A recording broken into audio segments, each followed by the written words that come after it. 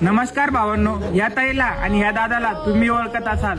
यांनी व्हिडिओच्या माध्यमातून अख्ख्या महाराष्ट्राला वेड लावून सोडले. कॉमेडीच्या व्हिडिओच्या माध्यमातून सर्व गोष्टी. पण म्हणत नाही दादांनो, अंगात जर जिद्द असली ना, आपण ज्या ठिकाणी काम करतोय, ज्या ठिकाणी आपण कष्ट करतोय, ज्या ठिकाणी आपण राबतोय ना, तिथं जर इमानदारी पक्का असलो ना, तर शक्य होतं. ह्याच दादान हाच ताईंनी घरची परिस्थिती सांगायची झाली खूप नाजूक आहे. आणि सर्वात मोठी गोष्ट, ताईचं कमी वयात लग्न करून दिलं तर दादांनी सांभाळ केला. समजात मोठी गोष्ट अशी आहे की ताईचं लग्न करून देण्याचं कारण हे होतं की ताईचे वडील, मम्मी आणि पप्पा ऊसतोड मजदुरी, तर त्या कारणामुळे ताई त्यांचा सांभाळ करणं होत नव्हतं, हे करणं होत नव्हतं. तर दादांनी त्या ठिकाणी त्या ताईला साथ दिली. 10वीत लग्न करून घेतलं. 11वी 12वी केल्याच नंतर ताईचं डी फॉर्मही कम्प्लीट केलं. सेकंड इयरला वाटतं, एक्झॅक्ट सांगू नाही शकत, पण सेकंड इयरला वाटतंय.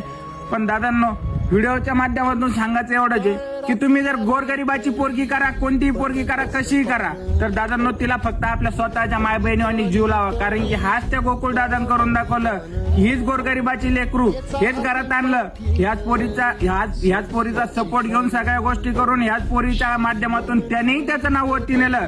आणि या ताईनी मुलं बाळ सांभाळून, सासू सासऱ्यांना सांभाळून, सगळ्या गोष्टी बॅकग्राऊंडच्या पाहून त्यांनाही वरती नेलं. समजात मोठी गोष्ट ही होती की ताईला ज्यावेळेस लग्न झालं त्यावेळेस बाहेरचे लोक ताईच्या मम्मी पप्पा सांगायचे, तुम्ही पोरीचं लग्न करून दिलं, पोरगी तुमची काय फालतू धंदे करती, हे करती, ते करती, आपल्या लोकांना शोभत नाही, तुमची पोरगी असं करते, तुमची पोरगी व्हिडिओ काढती, नाचती व्हिडिओत, असं करते, काहीच्या काही खालीवर बोलतीये.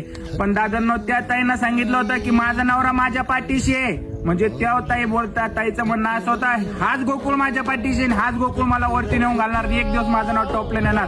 तर त्याच गोकुळ भाऊनी तेच करून दाखवलं. आणि भावांनो, शेती वगैरे कमी असल्यामुळं इंस्टाग्रामचे फॉलोअर्स, इंस्टाग्राम तरी काही पैसा वगैरे नाही, पण युट्यूबच्या माध्यमातून भरपूर पैसा वगैरे येतो. सध्याच्या कंडिशनला त्यांचं घर वगैरे भारी चालू आहे. तर दादांना व्हिडिओच्या माध्यमातून सांगायचं एवढंच की तुमच्याकडे काहीच नसू द्या, तुम्ही भूमिहीन असो, पण तुमच्या अंगात जर जिद्द असली ना, तुम्ही बिझनेस करा, काही करा, तुम्ही 100% वरती जाणार.